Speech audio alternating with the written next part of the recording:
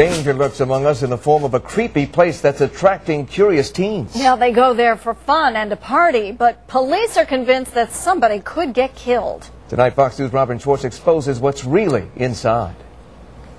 We're talking about the old psychiatric hospital on 7 Mile near Haggerty in Northville. It's illegal to go there, but plenty of people do, and some even go in with cameras rolling. This looks like a homemade horror film, but this is no movie.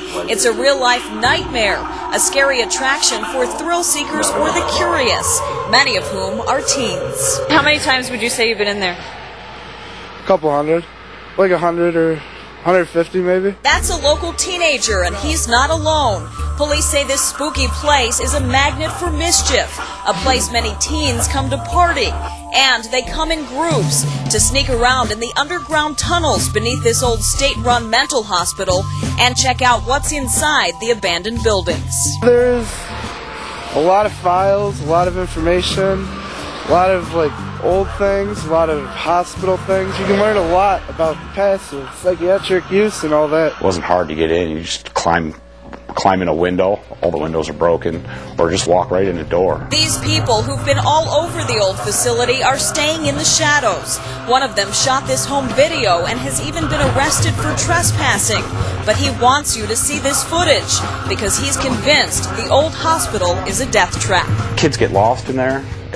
Someone's going to fall off that main building. They really should secure that. They should secure them all, but especially that one. They is the state of Michigan. The state owns the 400-acre facility and its many buildings. More on what they're saying in a minute. But first, here's an inside look at some of the dangers. There's live wires.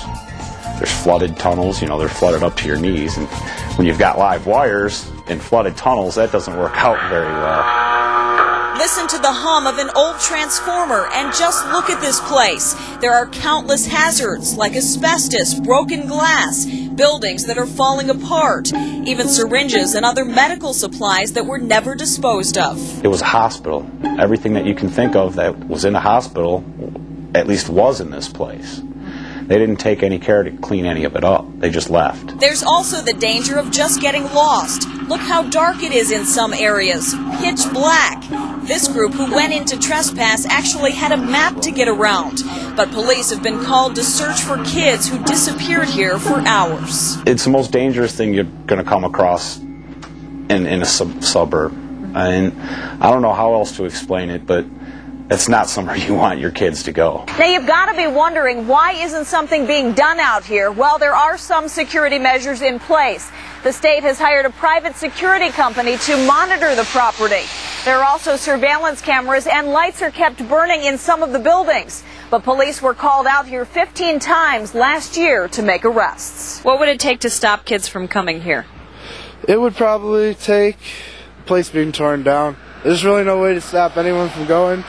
But everyone will still go no matter what. And they are. These 4 teenagers from Novi and Northville were just arrested there April 6th. Police say it took 45 minutes just to round up the group and haul them down to the station. Tear it down before someone dies. That's the rallying cry from many in the community, and with good reason. In the 90s, a teenager died after falling from a 5-story building at the nearby Plymouth Center for Human Development, another abandoned eyesore.